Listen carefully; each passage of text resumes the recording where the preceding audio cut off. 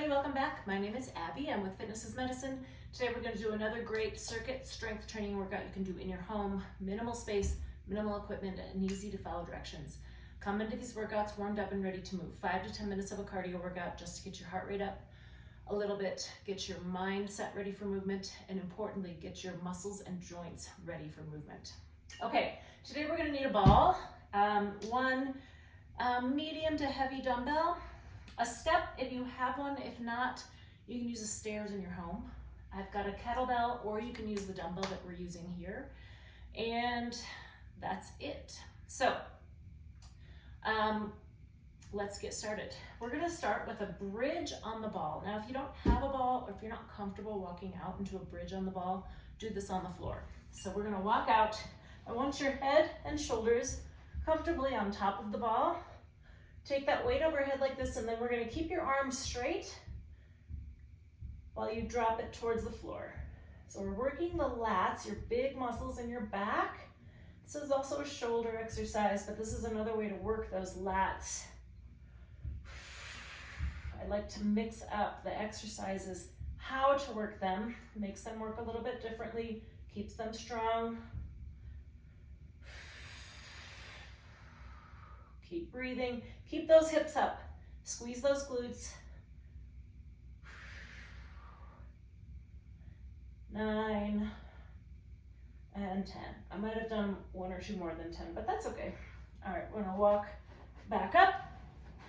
Good. Okay, now I'm gonna move my ball out of the way. Now you can either use this dumbbell that we were just using, or I've got a kettlebell here. Do step-ups. Now, if you don't have a step, one thing you can do is just use the bottom stair of your staircase, or you can go up and down your stairs. Now, hang on to a weight, just in one side, so you can use the banister or something for your support if you need it. I'd rather not have you fall going up and down the steps.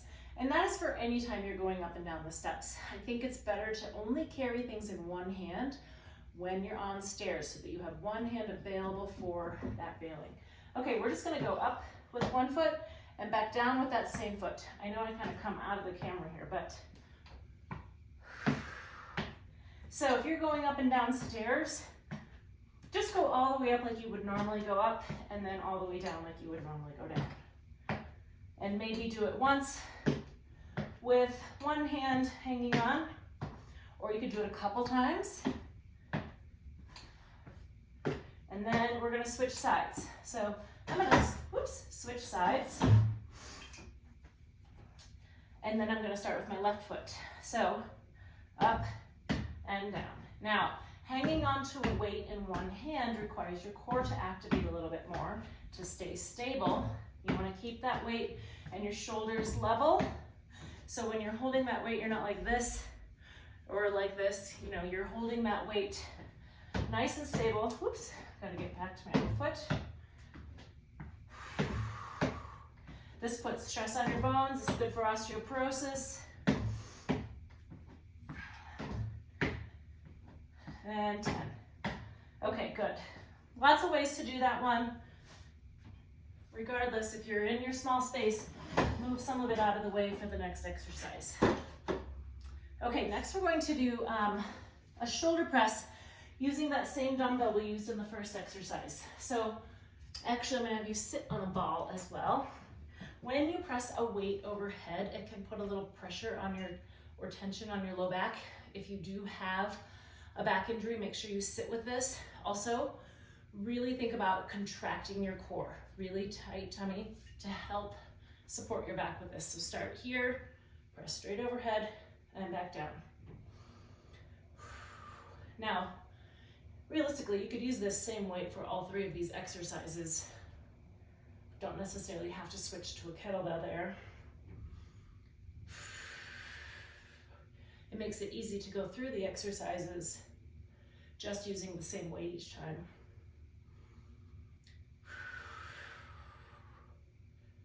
7, tummy nice and tight as you press that weight overhead. 8, 9, and 10.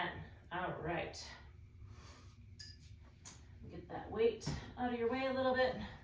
Okay, now we're gonna do a standing hip abduction. So what I want you to do is stand near something you can hang on if you need to. This isn't a balance exercise, but I want you to bring one leg out to the side like this. So important things to think about here. Your toe is gonna stay straight forward. It's gonna have a tendency to wanna go out like this. See how my toe's kind of pointing out to the side? I want my toes pointed straight forward and almost turned in just a little bit. We are targeting your glutes here. Also, I'm not going out super far to the side. I have a lot of clients who tend to want to be super overachievers, right? Where they're like, I'm gonna bring it way out there. We wanna keep it in this limited range of motion here, making those glutes work. Okay, that was 10. Now we're gonna switch sides. Shoulders down and back, tummy tight as always. 1, turn that toe in just a little bit. 3, 4, nice and slowly, working those glutes. Also, you may notice that your standing leg glutes are feeling tired.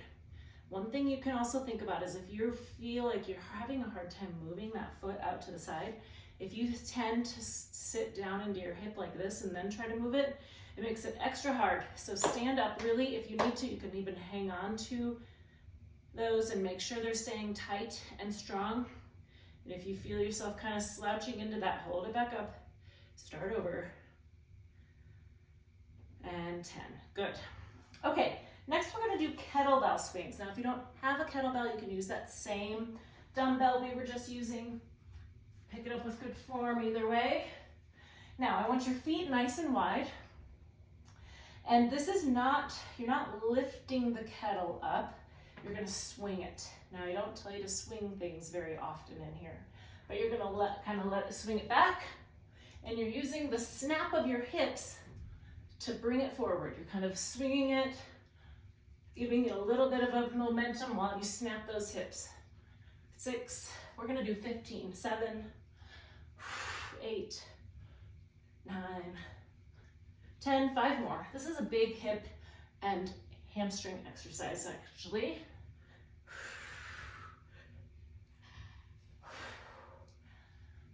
And rest, good.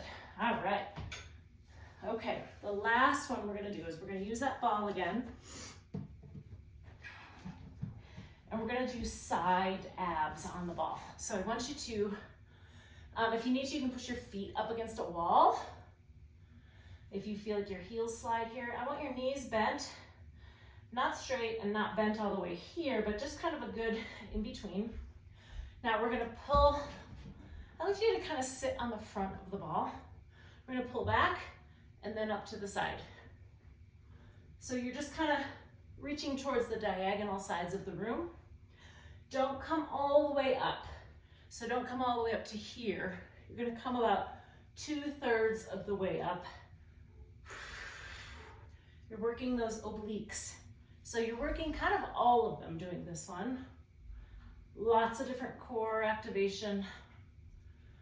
Keep breathing.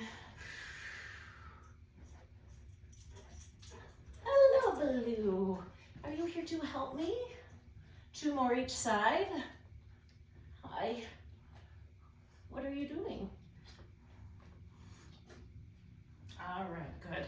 Okay. He's always such a good helper. All right, go through these 1 or 2 more times all the way through. If you don't have time, at least get through them once. That's great. You shouldn't feel guilty about that. However, getting through them more often, or 2 or 3 times, helps develop even more strength. Okay, do a little bit of cardio in between, get that heart rate up a little bit, improve your calorie burn, and then always follow with a good cool down and stretch. If you have any questions or need any modifications, please feel free to reach out or leave a message in the comments. We'll see you next time. Have a great workout, everybody. Thank you.